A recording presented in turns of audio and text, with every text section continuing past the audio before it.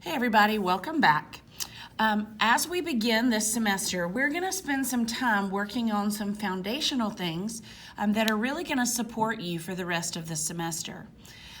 We're going to talk about exponent rules, we're going to talk about rational exponents and radical expressions, and how to work with those types of things. So to start off with, at the beginning of 8th grade, you went through the exponent rules with your 8th grade math teacher.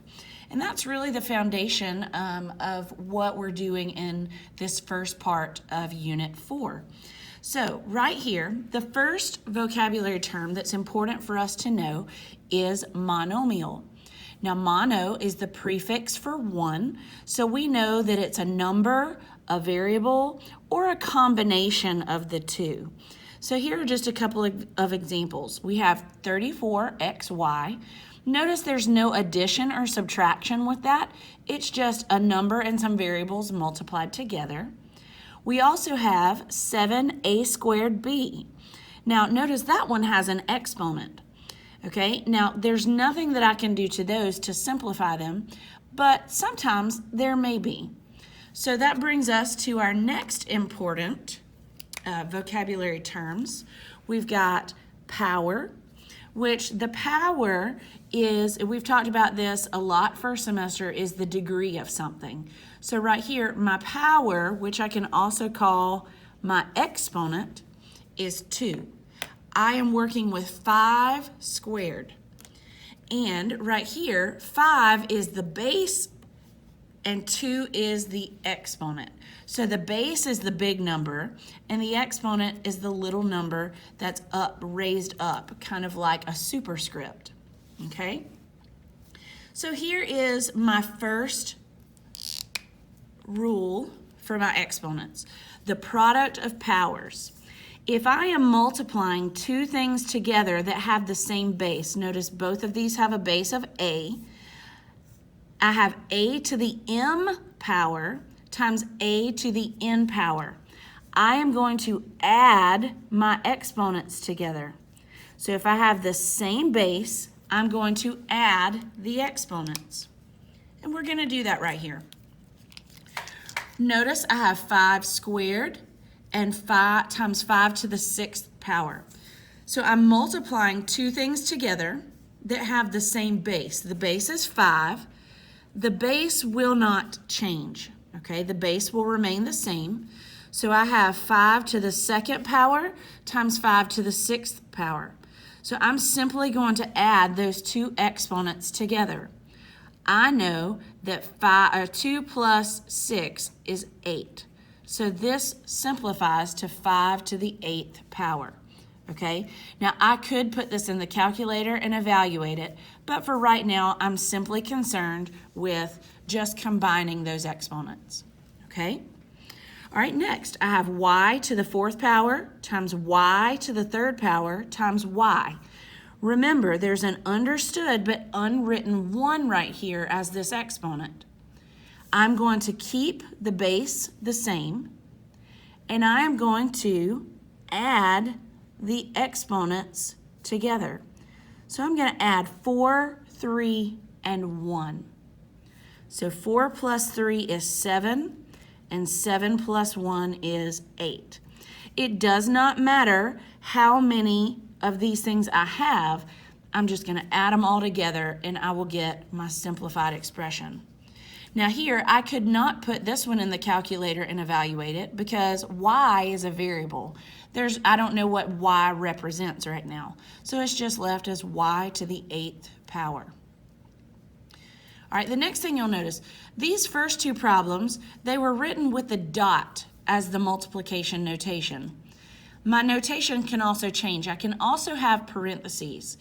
In the event that I have this, I notice I have 7y to the 5th power times 6y, and I want to remember that that's to the 1st power. If I have numbers that are being multiplied together, I'm going to work with those first. So 7 times 6 is 42, and then I have y to the 5th times y to the 1st power. I'm multiplying those two things together. They have the same base, so I'm going to add their exponents. So this simplifies to 42y to the 6th power, okay? Again, I can't plug this into the calculator and evaluate it because y is just a variable. I don't know what number that it represents. Okay, and then sometimes we may end up where we have multiple numbers and multiple variables that I have to work with, okay?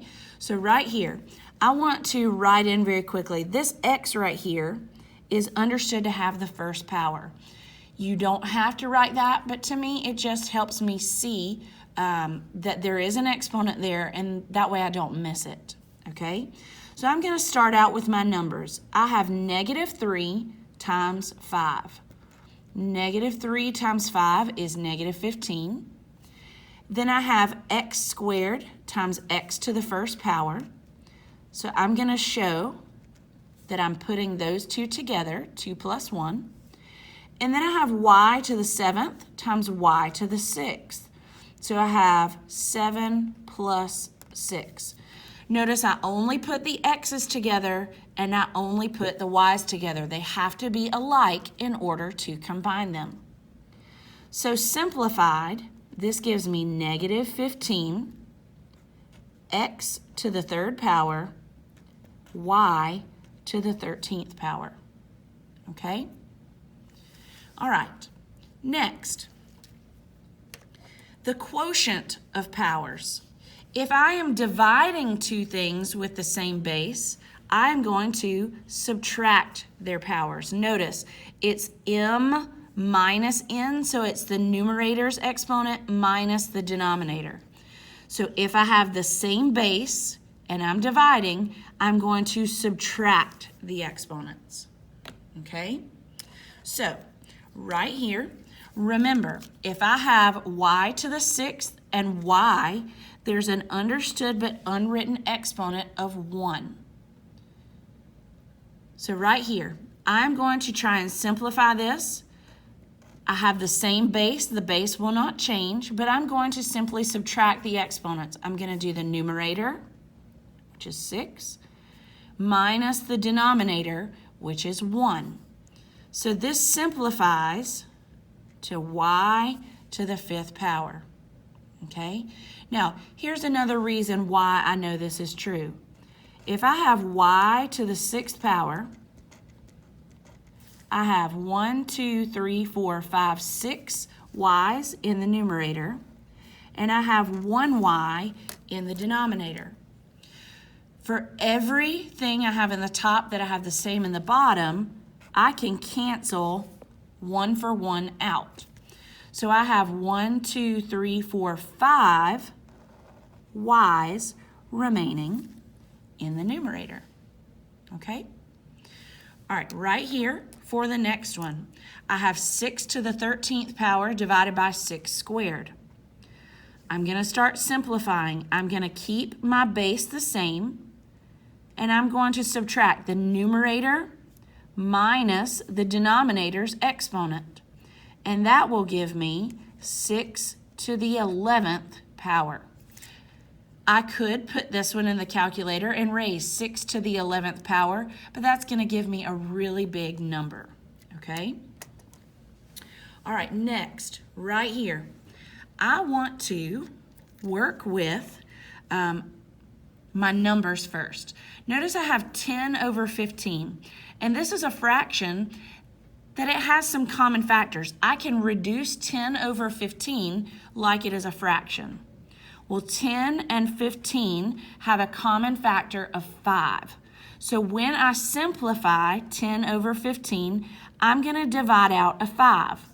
10 divided by 5 is 2, and 15 divided by 5 is 3. So that simplifies the 10 over 15 that's in my initial problem. Then I want to come and work with the A's, and I will work with the B's separately.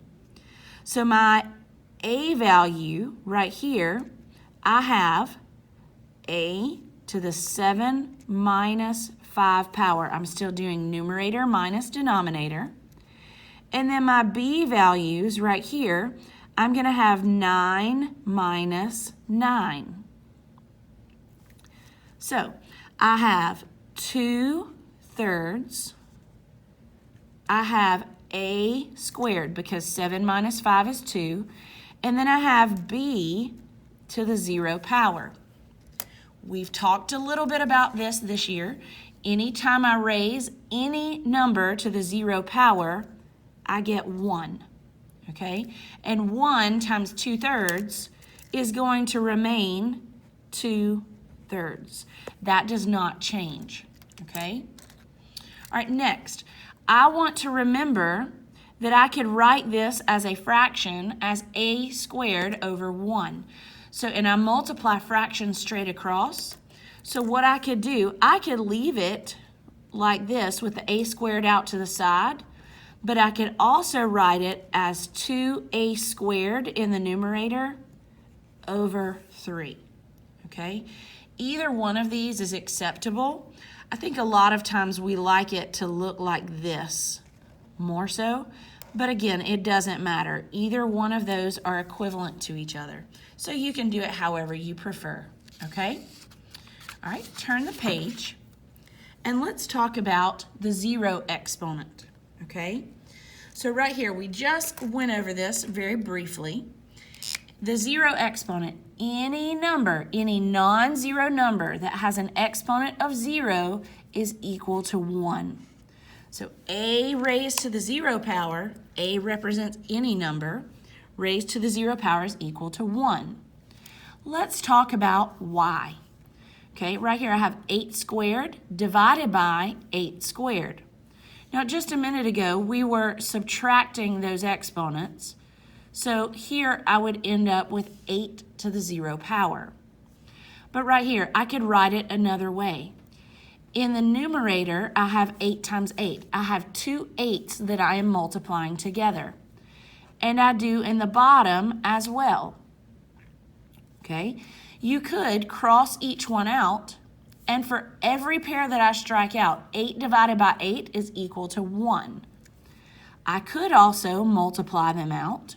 8 times 8 is 64 in the numerator and the denominator. And I know that anything divided by itself is 1. So that supports the rule right here, okay? Anything to the 0 power equals 1. Now this is interesting right here. I've got an algebraic expression in parentheses raised to the 0 power. So I'm taking this entire group and I'm raising it to the 0 power.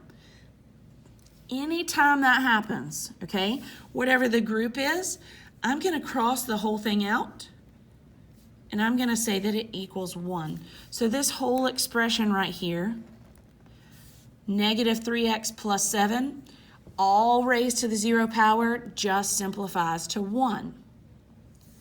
But look at this one. Here's an algebraic expression. There are no parentheses though, okay? I have 8x to the 0, so that means 8 times x to the 0 power plus 5. Well, right here, this exponent of 0 only belongs to the x. So what I'm going to do, I'm going to cross through that.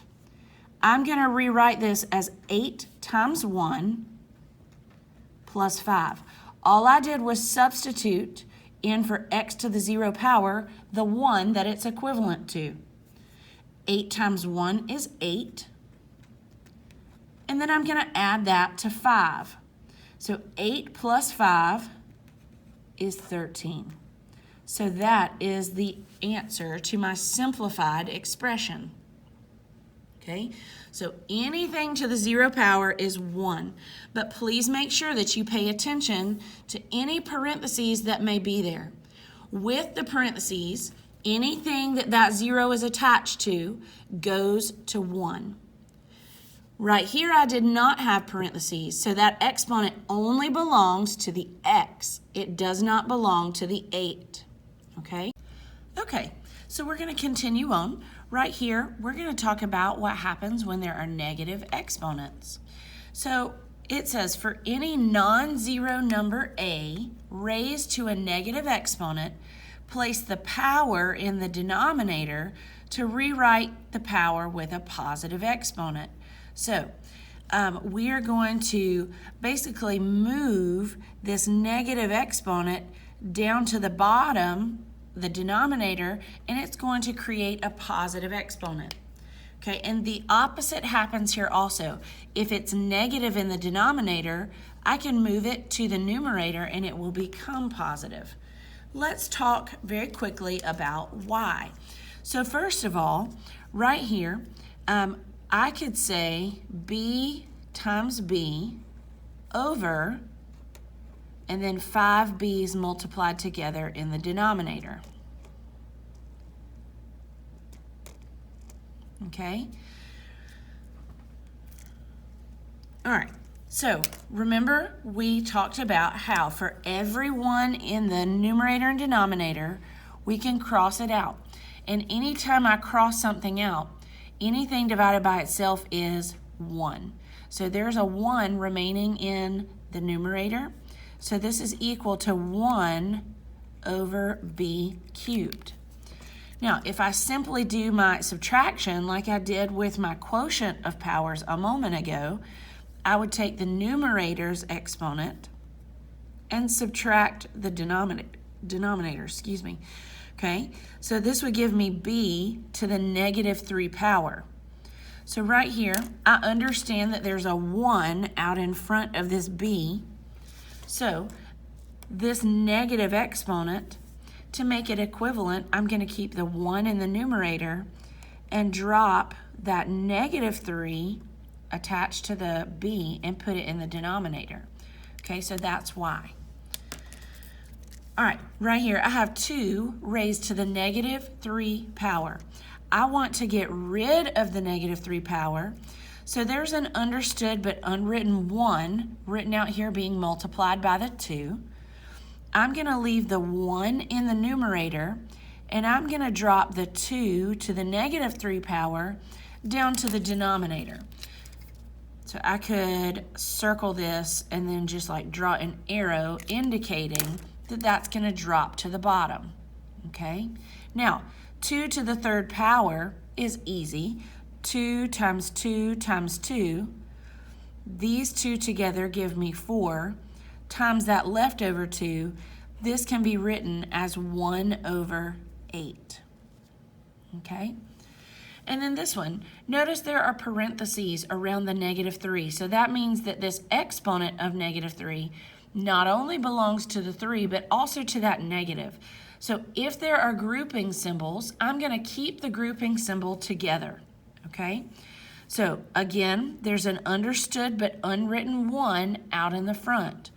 And I'm going to take whatever is attached to this negative exponent, and I'm going to drop it to the denominator. So 1 over negative 3 in parentheses, now raised to the positive 3rd power. Since this is a fairly simple number, I've got negative 3 times negative 3 times negative 3 all being multiplied together. Negative 3 times negative 3 is positive 9, and positive 9 times negative 3 is negative 27. So this could be simplified and rewritten as 1 over negative 27. Okay? All right, we'll practice a little bit more with that in just a little bit. Let's move on to our last 2 rules that we discussed in middle school, okay? The first one is raising a power to a power. Notice inside my parentheses, I already have a to the m power, but then I want to raise that again to the n power. So if I raise a power to a power, I'm going to multiply the 2 powers together, okay? So it's basically like a quick little multiplication. So right here for the first example, my directions say simplify. Write each answer only using positive exponents. We just talked about these negative exponents right here. We do not ever want to leave anything with a negative exponent. We always want them to be positive, okay? So I have x squared to the 8th power. I'm going to circle those two exponents, and I'm going to rewrite this. This is going to be 2 times 8. So this simplifies to x to the 16th power, okay? And then I'm going to do the same thing here. Now notice, both of these are negative, okay? So if I raise a power to a power, I'm going to multiply the two powers together. And a negative times a negative is a positive. So I don't have to worry about moving anything to the denominator, okay? Now, same situation here, kind of like this. If I'm raising a power to a power, I'm still going to find the power of each factor, okay, in the parentheses, and I'm going to simplify. Basically, what I'm going to do is I'm going to distribute this exponent to both pieces inside. So a to the m power times b to the m power, okay? So looking right here, I'm going to take this exponent of 3, and it's going to be distributed to the 4, the x, the y, and the z. I'm going to distribute it to 4 things. So I'm going to start out by rewriting it that way. So 4 to the 3rd power. X already had the 3rd power, so when I raise a power to a power, remember we're going to multiply those two together. I also need to remember that y and z both already have an exponent of 1. Okay? So I'm going to, I didn't mean to write that in blue, sorry about that. I'm going to multiply the 1 times 3 and the 1 times 3, raising a power to a power. 4 to the 3rd power is going to give me, and I can do this very quickly, 4 to the 3rd power is 64. So 64 is going to be my coefficient. 3 times 3 is 9, so that gives me x to the 9th power. 1 times 3 is 3. So I'm going to have y to the 3rd power and z to the 3rd power. Okay? All right, next, I have a negative exponent on the outside here. This negative 2 belongs to the 7, the x, and the y. So I'm going to write this out. I've got 7 to the negative 2 power. X already has 1 as the exponent, and I'm going to multiply it by negative 2. And then y has the negative 2 power, and I'm going to multiply it by negative 2. All right, so this right here, I'm going to go ahead and I am going to get rid of this negative exponent. I know if I drop the 7 to the denominator, if I make a fraction, this is going to give me 7 to the positive 2 power. All right. 1 times negative 2 is negative 2, so x to the negative 2 power. Right now, it's sitting up in the numerator. If I drop it to the denominator, that's going to make that a positive 2. But then negative 2 times negative 2 is positive 4. So I can leave the y to the 4 power up here in the numerator. So then I want to simplify one more time. I have y to the 4th power in my numerator. 7 squared is 49. And then I've got x squared down here in the denominator. So I'm very quickly going to come and I'm going to put a box around my final answers for both of those. Okay? All right. Looking at the last one where I'm doing power of a product, I'm going to start out right here and I'm going to simply cross out the z to the 0 power.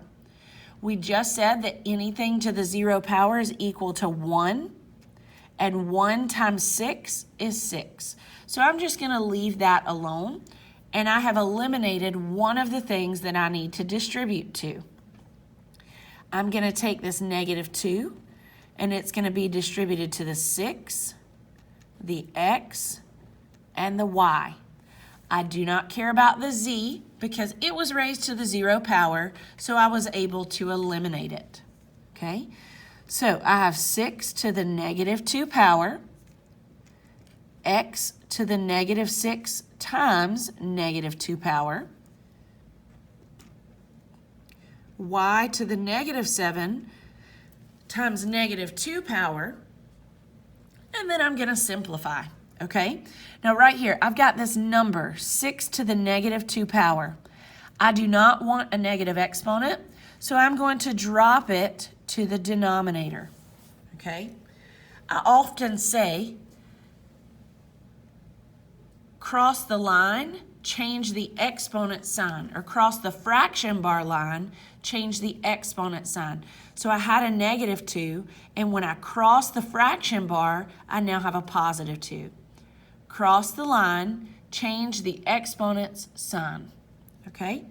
Now, right here, I have -6 times -2, which gives me +12. So I'm going to keep the x to the +12 power in the numerator. And then -7 times -2 is +14.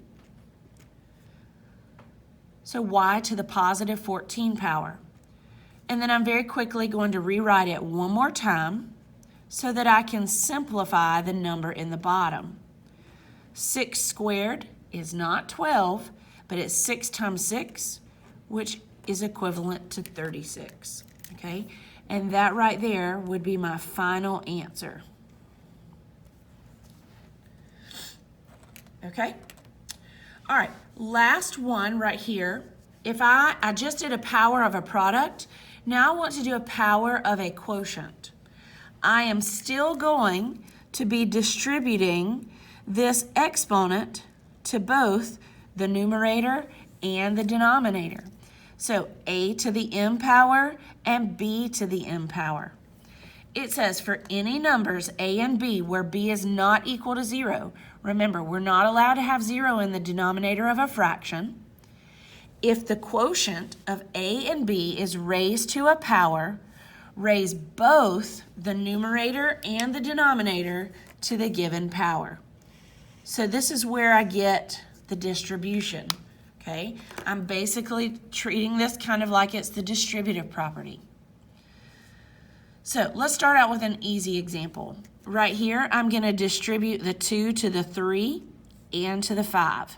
So this is 3 squared over 5 squared. 3 squared is 9, and 5 squared is 25. If these numbers would reduce, I would want to make sure that I do that, but it doesn't, so I'm fine. This is my final answer, 9 over 25. Okay? All right, the next example. Notice I've got my fraction, I've got multiple things in the numerator, and only one thing in the denominator. I'm going to still distribute the 2 to both pieces in the numerator, and I'm also going to distribute it in the denominator. So I have 2 to the 2nd power. I have a to the 5th power. I'm raising a power to a power, so I'm going to multiply 5 times 2. And then I have b to the 7th power, and I'm also going to multiply it by 2. Okay, so 2 squared is 4. 5 times 2 is 10. And 7 times 2 is 14. Now there's nothing I see here that I could reduce, so this is my final answer. Okay? All right. So if you notice on the next example, it looks very similar to this one, but I see a negative exponent. So I need to be aware that I may need to move some things around, okay? So again, I'm going to distribute the 3 to both the 3 and the A, and also to the B. So this is 3 to the 3rd power. I have A to the negative 4th, and I'm going to multiply it by 3. I have B to the 7th, and I'm also going to multiply it by 3. Okay? So 3 to the 3rd power is 3 times 3 times 3. That is 27. Negative 4 times 3 is negative 12. And then right here, 7 times 3 is 21. Now my only problem that I have with this is that my A value has a negative exponent, and I do not want that. So I'm going to drop that particular factor to the denominator, okay? So all I'm left with in the numerator is 27. I still like to keep things in alphabetical order, so I'm going to go ahead and put A out front. And because I'm crossing the fraction bar line, I'm going to change the exponent sign from a negative 12 to a positive 12. And then I also have B to the 21st power down here in the bottom. And that is all that I can do. Okay? All right, and this piece right here, notice I now have a negative exponent that I'm going to distribute. I'm going to go ahead and distribute it one little bite at a time, okay? I don't want to move anything around just yet because I'm distributing a negative exponent, and some of these exponents inside are negative, so that might change some things, okay? So I'm distributing it to every single thing. I've got A to the negative 2 power times the negative 6 power. I've got B to the negative 5 times negative 6 power. And then I have C to the negative 11th power times the negative 6 power. Okay, so negative 2 times negative 6 is positive 12. Negative 5 times negative 6 is 30. And negative 11 times negative 6 is positive 66. Now look at this. Every single one of those exponents were negative to begin with. But when I multiplied, a negative times a negative is a positive. So I do not have anything that I need to move around to get it situated. Okay? So that's just a basic quick review of our exponent rules, okay? And we're gonna get a little bit more practice with that as the week moves on. Y'all have a great day.